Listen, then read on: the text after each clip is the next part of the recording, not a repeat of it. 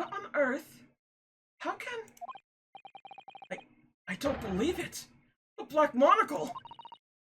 Mr. Naruto, is it possible that this man is... Yes. It's Enoch Trebber. The color of his hair is different, but unmistakably him.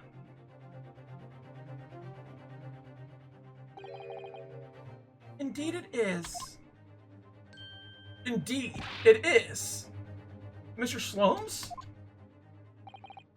This man is the subject of your present hunt, I believe. Yes, that's right. Just who is this man? Why is he here in this exhibit?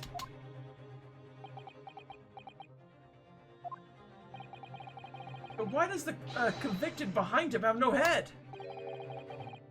The head was missing when the model was returned by the thief who stole it. What a surprise. So then the case isn't yet solved, is it? Did I not say so myself? Largely solved were my words, I believe. But I must locate the missing head tout de suite, as Madame would say. We'll all be in grave trouble. A very hungry iris still awaits my return at Baker Street, preferably with rations. Ah. Do you know, though, something about this room is strange. Strange? What do you mean? Well, the displays in the House of Horrors are supposed to depict real events, are they not? Indeed they are, Mr. Sato. Do go on. And, as terrifying as they are, the scenes in other exhibits are believable. But this one... This surely couldn't ever really have happened, could it?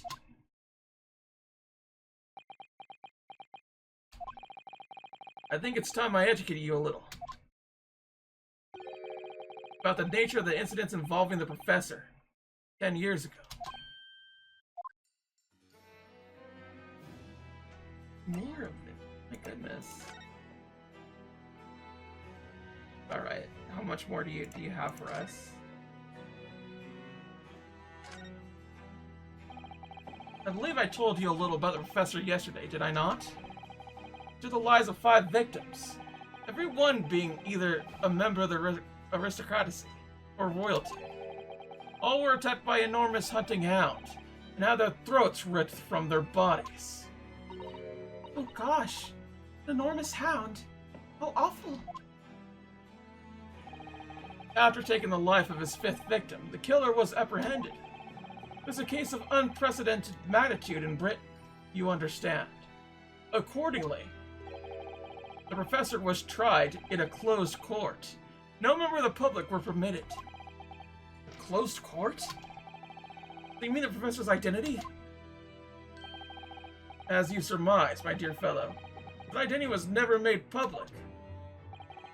Naturally, he was found guilty, was summarily sentenced to a death by hanging. He was buried in the grave at Low Gate Cemetery, which adjoins the rear of the prison, where he had been held. However, that was not the end of the affair. Oh. The very night that he was buried, the convicted man came back to life. Came back to life? He clawed his way out of the ground and emerged into the moonlight graveyard. The exhibit here depicts that very scene as described by the sole witness to those chilling events. There was a witness? But of course, my dear fellow, it was none other than the young man in the white overcoat. Not Tripper? You saw it happen?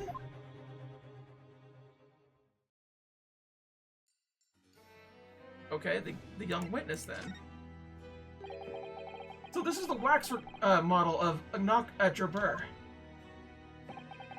10 years ago, a convict, a professor, having been gibbet and buried, emerged from his grave in the dead of night. The sole witness to that unimaginable scene was this young man. From appearances, I would say he was about 20 years old. So horrifying. Scared out of his wits, the young Drebbers ran to the nearby police station to report the incident. And the sheer terror of what he's seen is said to have turned his hair white overnight. As shown in the photograph we have of him, his hair is completely white. For the following few days, the story of what he'd seen was on every front page on the Capitol. Well, it was frantic for every last detail about the killer who'd come back to life. As you've seen, the exhibit was even curated here, at Madame Duspet's. I quite understand why the man's hair turned white, certainly. I could quite understand why the man's hair turned white, certainly. But what I don't understand is what Mr. Drebbers was doing in the first place. In a lonely graveyard, in the middle of the night. Yes, what was he up to?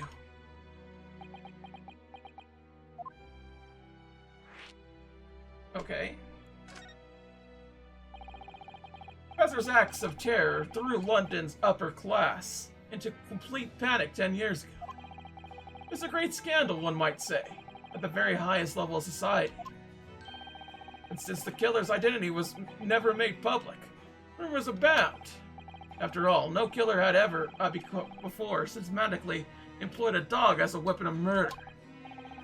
Yes, I can imagine the impact the case must have had. But in time, of course, the rumors abated.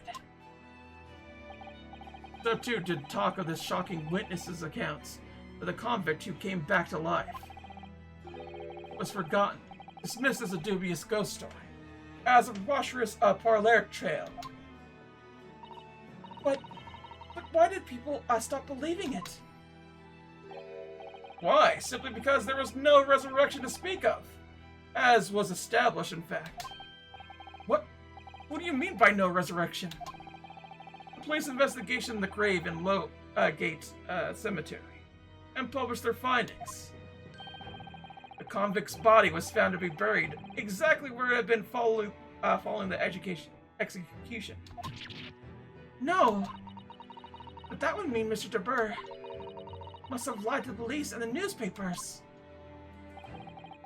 That would appear to be the only logical explanation, yes. The young man subsequently vanished from society. Nothing had been heard of him since. It's rather striking, then, that he should surface right now. Don't you think? Of course the convicted murderer couldn't really have come back to life. That's not possible. But Drebbers' hair is unusually white. If that really did happen overnight as a result of shock, hard to believe the incident was an out-and-out lie.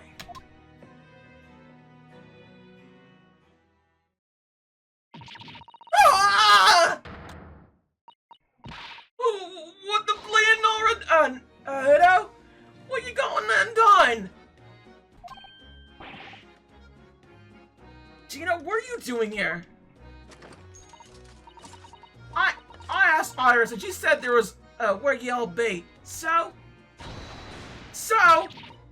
Gina, not so loud in the museum.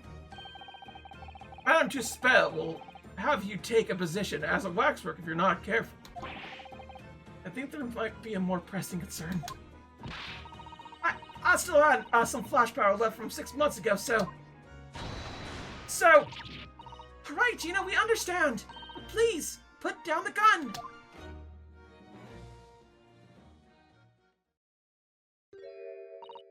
Sorry, I'm not scared. You try being the one on the other end of the barrel. So what brings you here, Gina? What brings me here? What do you think? We found it. We found that dodgy cove's workshop. What? You found Drebbers' workshop? Yep. Debbie's nose took me straight there. Boss and the others are heading over there now in the drag. So come on. It's the address. I got the boss to write it down. Oh, thank you, Gina. We'll make our way there at once. Alright then. See you there. I love the little salute she's giving. It's so cute. You go.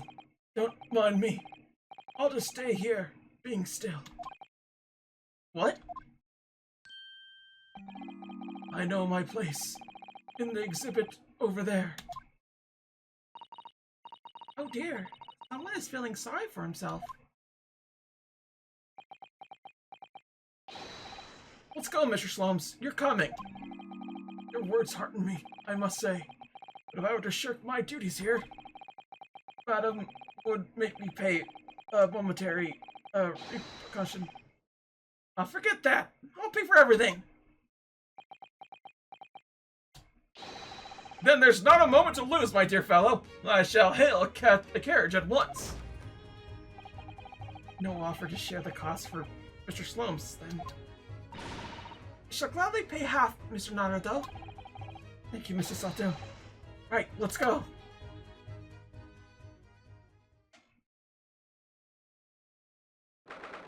The 23rd of October, in Notch Drebbers workshop.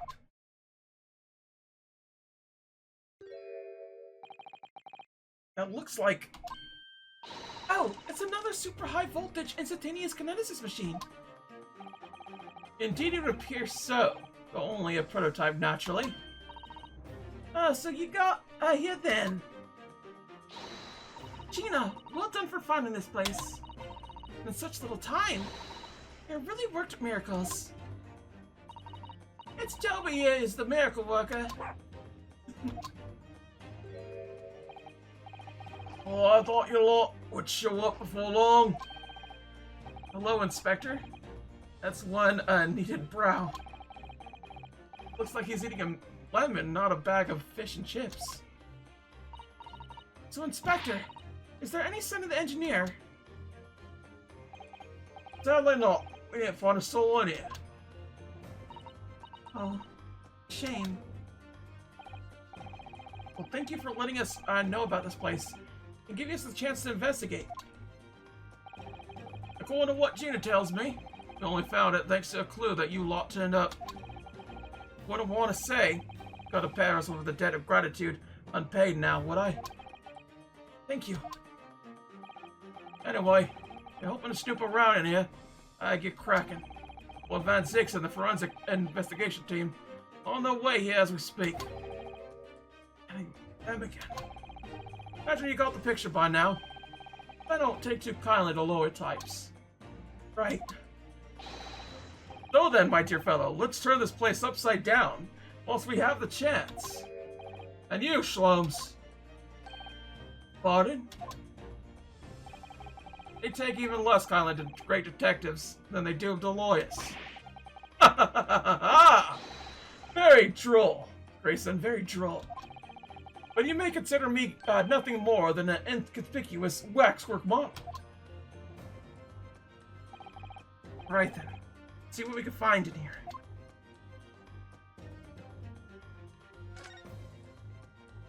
There's a little quill here. What is that? This is the European-style quiver of arrows with steel bolts inside. Oh, do you suppose? Crossbow bolts, please. And just the right size for the bow you turned up to the exposition grounds. In other words... Yep, that's more evidence to support your theory. All goes to show that Drebbers was the one who pulled the strings behind the scenes. The whole scam. Oh, well then. Let's see here, what else do we got? Store. Doesn't want to open. Yeah, looks like it's got a pretty hefty lock on it. There's a specialist locksmith on his way over from the yard, so hands off till he gets here. With permission, Inspector, I could have that lock open in less than a minute. Well, you don't have permission. Ain't no one's giving it to you. Grayson looked as though he really enjoyed that. Well, there's no sound of anybody on the other side. No, the bird must have fled on the first sign of danger. Okay. I'm sorry, Mr. Naruto. That machine is covered by the Special Disposition for Scientific Equipment Act. There would be serious repercussions if you were to examine it, from the Crown and the government.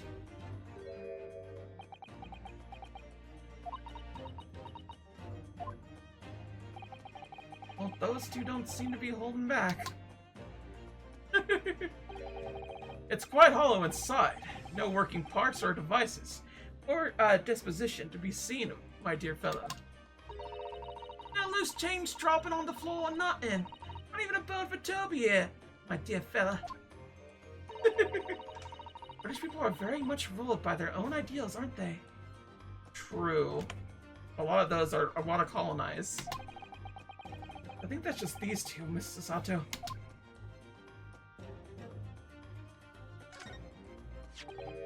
Ah, this appears to be the most interesting.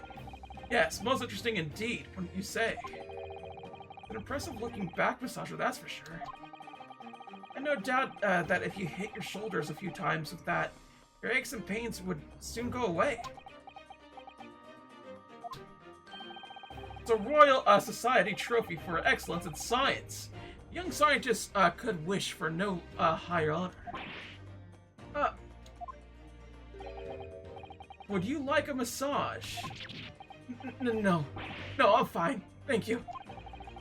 I had no idea it was such a grand thing. I think it's becoming increasingly clear that there's much more to this Mr. Drebbers than conjuring tricks. I couldn't agree more, my dear madame. And how about you, Mr. Naruto? Would you like to take it with you? Or your tired shoulders, of course. Not going to let that go, is he? It's curious, though, isn't it? You would expect such an important trophy to be proudly on display somewhere, not haphazardly cast aside. English gentlemen can be quite a mystery at times. True. Huh? Oh. Something wrong, Mrs. Sato? Well, I thought I heard a noise on the far side of that door. Well, Tina, do you hear it too? Yeah, I heard it and all. What do you reckon, Toby? Right, mind the grease. Whoever's in there, open up. This is Scotland Yard.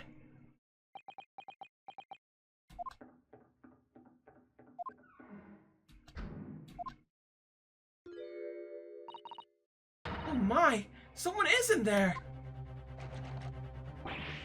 Oh, this rotten, blatant lock. My dear Grayson, as I said only minutes ago, only it were, continents, I could unlock that door in less than a minute.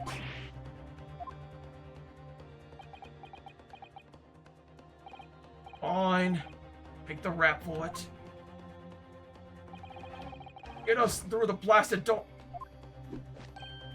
There, you may enter at will. Confused minutes for seconds, I think. Time is of the essence, I feel. What are you waiting for? Looking forward, I suppose. This is an emergency. There's a strong possibility that beyond that door, the engineer you all seek. Be prepared for action, my dear fellow. Yes.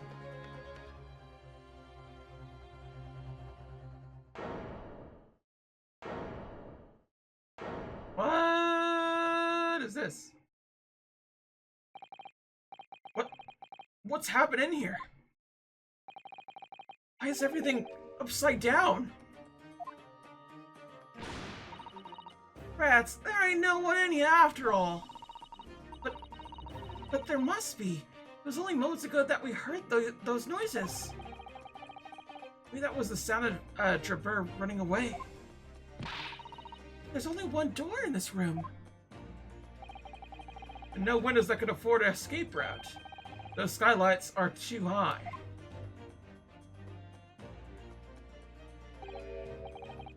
What's that up there?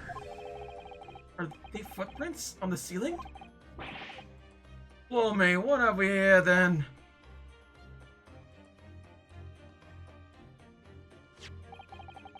Looks like someone was trying to burn something in a hurry. Oh, that looks like a set of blueprints? To what? Professor Hairbrain's brand new machine, is it? Blimey! We had these! There'd been no need to muck around trying to investigate all the scrap metal. Something of great interest here, too. This rope was lying on the floor on the foot of that pillar. A rope? What's significant about that? Never mind. You see, but you do not observe, Mr. Naruto. We must investigate the entire room thoroughly, before the forensic investigation team arrives, too. So much. There's so much to look at. That's a really lovely model. Looks just like a real flying balloon. I think it's probably staying aloft on the same principle as a full-size balloon, using gas. Great flying balloon. It does have the hallmarks of amazing deception at the Great Exposition, doesn't it? Could it be that the whole thing was planned here in this very workshop? Well, yeah, it kind of has to be, right? No denying it, is there? They're footprints. Yes, it would appear so. I simply can't imagine how they came to be here. Isn't there a Susato shoot-up or something? Like a Susato takedown, I mean? I'm no Wonder Woman, Mr. Naruto. That would make her almost superhuman, I suppose. Why not? Almost every piece of furniture is upside down. Even Mr. Slum's suite isn't ever in this much of a mess. You're in no position to comment on mess, Miss Naruto. I suppose it's not quite the same thing, is it? I mean, it's not messy in here per se. It's that everything is literally upside down. But why? Did he turn the whole room around? Not everything.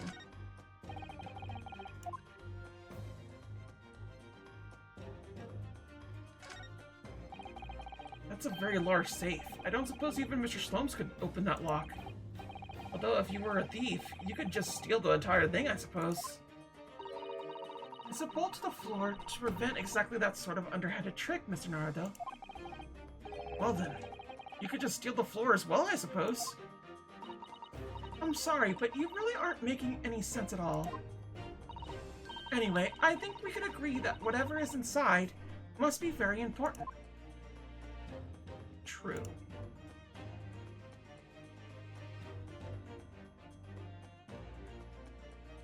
I don't think there's anything else here to really investigate. Mr. Shlomes? Have you found something? Ah, Mr. Naruto. Yes, in point of fact, something rather fascinating. What do you make of this? Let's see. Never seen anything like it before. Looks like a bundle of thick cigarettes wrapped up in a large... Ah! Mrs. Sato? What's the matter? That's a... Surely that's a time bomb, isn't it? What did you say? A time bomb? I'm sorry, but what is a time bomb exactly? You truly are one of a kind, Mr. Naruto. I'll take that as a compliment. No, nothing, do you, Uno? You haven't got a clue on what it is either, have you, Gina? I invite you to consult a dictionary later, Mr. Naruto. But this particular specimen is no time bomb, though I confess it has a very similar appearance. Oh, well, thank you, but then what is it? I see, so that's it. Goodness, Mr. Slomes, have you seen to the heart of the matter? There are times when I consider my lot most unfair. or I'm fated never to know how it feels to flounder, as you do when a puzzle presents itself. But I have learned to accept the hardships that come with being a great detective, Mrs. Sato. Here we go. I feel a great deduction coming. Once again, I can draw two conclusions for the scene we see before us. The first is that the inverted nature of this furniture in this room is the work of Drebbers himself.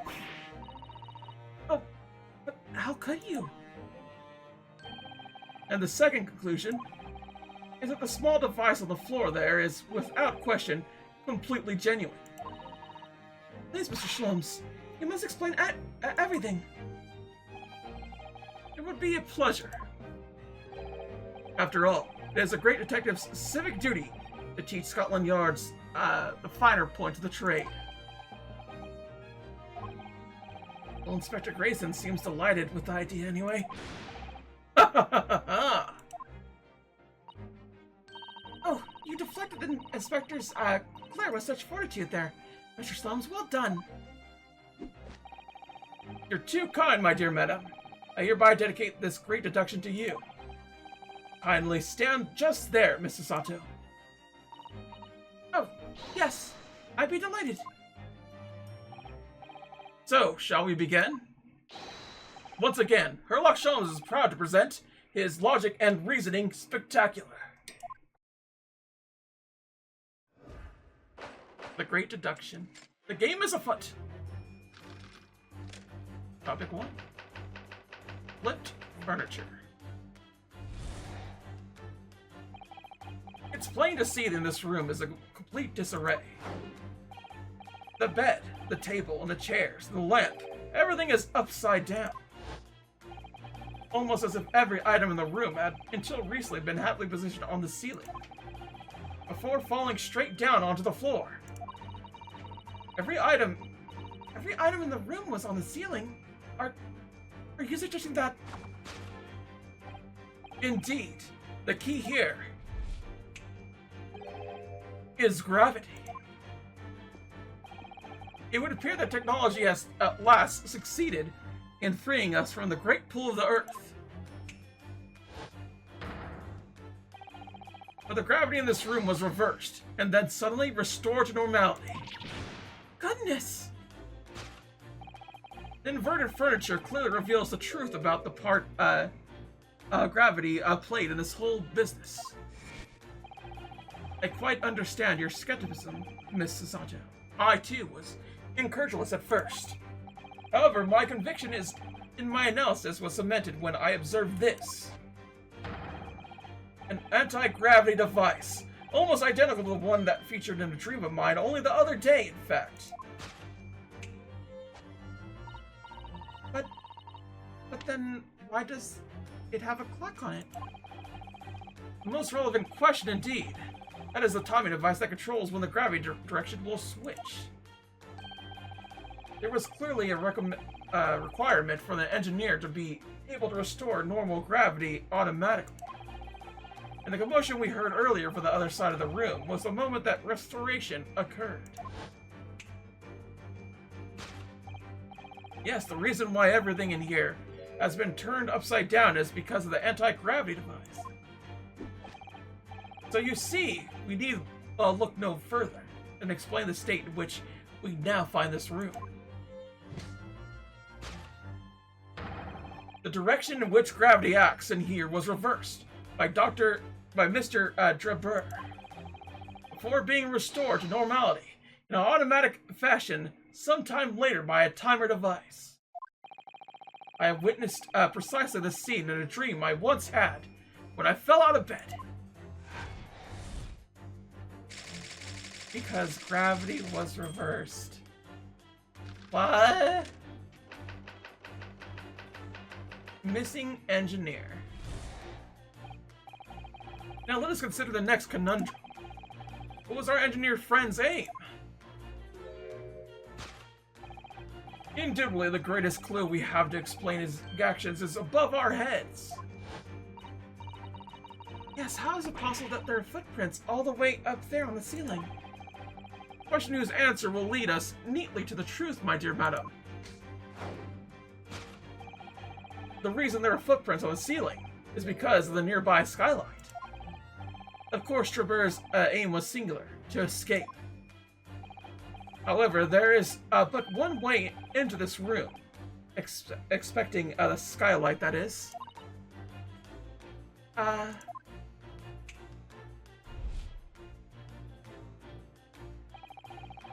By inverting the gravity in here, Drebbers was able to fall conveniently to the ceiling and make his escape via the otherwise inaccessible skylight, leaving those footprints behind on the way.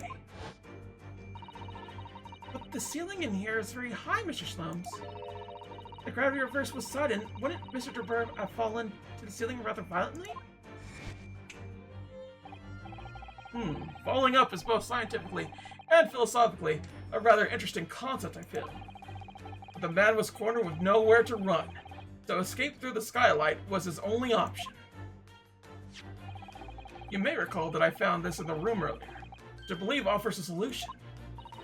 Oh, the rope! To reach the intended destination, what better tool than this rope?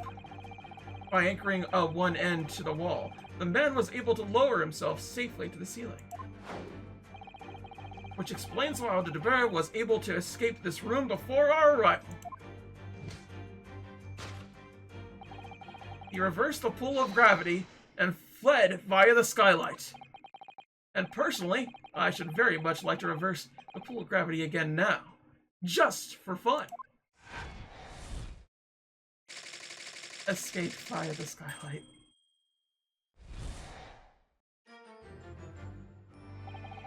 Thus concludes Herlock Sholmes' great deduction of this topsy-turvy puzzle.